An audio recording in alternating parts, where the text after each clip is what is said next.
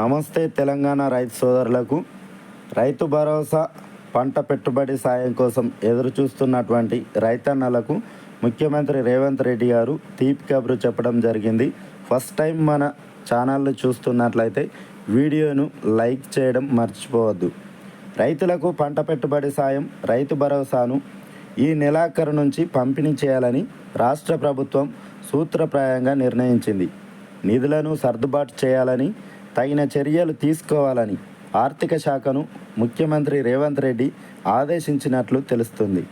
ఎప్పటి మాదిరిగానే 1 ఎకరా నుండి మొదలు పెట్టుకొని డిసెంబర్ నెలాఖరు వరకైనా సరే రైతుల ఖాతాలకు రైతు భరోసా నిధులను జమ చేయాలని స్పష్టం చేసినట్లు తెలిసింది. వాస్తవానికి దసరా తర్వాత నుండే రైతు భరోసా పంపిణీ చేయాలని తొలుత ప్రభుత్వం భావించింది. కానీ అప్పటికే రుణమాఫీ కోసం 18,000 కోట్ల రైతులకు రిలీజ్ చేయడం జరిగింది. దీంతో పాటు మరికొన్ని స్కీములకు నిధులను సర్దుబాటు చేయాలని ఆర్థిక శాఖను సీఎం రేవంత్ రెడ్డి ఆదేశించినట్లు తెలిసింది. రైతుల విషయంలో ప్రతిపక్షాలకు అవకాశం ఇవ్వబోమని, డిసెంబర్ నెలలో స్థానిక ఎన్నికల కంటే ముందే రైతుల ఖాతాల్లో పంట పెట్టుబడి సాయం నిధులను జమ చేస్తామని ముఖ్యమంత్రి రేవంత్ రెడ్డి స్పష్టం చేశారు. ప్రతి 10 రోజులకు 1,500 కోట్ల రూపాయల నుండి 2,000 కోట్ల రూపాయల చొప్పున జమ చేసేలా, మొత్తం 45 రోజుల్లో కనీసం 7,000 కోట్ల రూపాయలు జమ చేసేలా ప్రభుత్వం ప్రణాళికలు సిద్ధం చేస్తుంది. దీంతో ఇప్పుడున్నటువంటి లెక్కల ప్రకారం 7-8 ఎకరాలకు రైతులకు, అంటే దాదాపుగా 96% మంది రైతులకు రైతు భరోసా అందనుంది. ఇక దుబారా ఖర్చు లేకుండా మార్గదర్శకాలను రూపొందించే పనిలో ఉంది.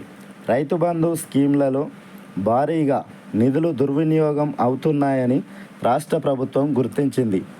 గత బీఆర్ఎస్ సర్కార్ హయాంలో రాళ్ళు రప్పల భూములు, గుట్టలు, హైవేలు, రోడ్లు, వెంచర్లు భూసేకరణ కింద పోయినటువంటి భూములకు 1,000 కోట్ల రూపాయలు రైతు భరోసా కింద వృధాగా చెల్లించినట్లు తేల్చింది.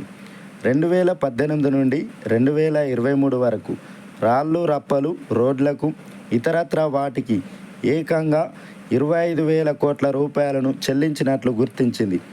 దీంతో రైతు భరోసాకు సంబంధించి ప్రభుత్వం ఇప్పటికే కేబినెట్ సబ్ కమిటీని ఏర్పాటు చేసి ఎన్ని ఎకరాల వరకు ఇవ్వాలనే దానిపై జిల్లాల్లో సభలు నిర్వహించి అభిప్రాయ సేకరణ పూర్తి చేసింది.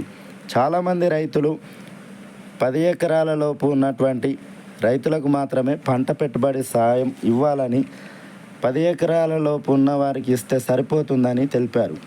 మరికొంతమంది రైతులు 7.5 ఎకరాల వరకు ఇవ్వాలని సూచించారు.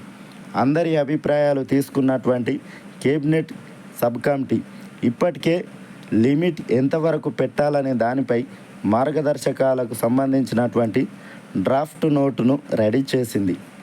ఈ మార్గదర్శకాలపై త్వరలోనే ముఖ్యమంత్రి రేవంత్ రెడ్డితో డిప్యూటీ సీఎం బట్టి విక్రమార్క చర్చించనున్నట్లు సమాచారం.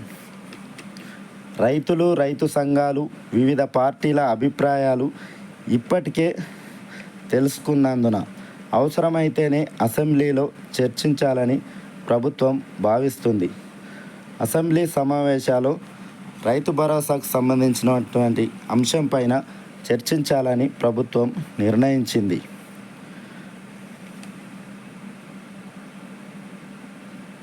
అసెంబ్లీ సమావేశాలపై ప్రభుత్వం త్వరలోనే నిర్ణయం తీసుకోనుంది. దానికి తగ్గట్టుగా రైతు భరోసా మార్గదర్శకాలపైన చర్చించే అవకాశం ఉంది. ఇక నిధులు సర్దుబాటు ఈజీగా చేసేలా ప్రణాళిక రూపొందించింది. ఎప్పటిలాగే 1 ఎకరం నుండి పంట పెట్టుబడి సాయాన్ని జమ చేయాలని ప్రభుత్వం భావిస్తుంది. ఆ విధంగా 45 రోజుల్లో రైతు భరోసాను పూర్తి చేయాలని భావిస్తుంది.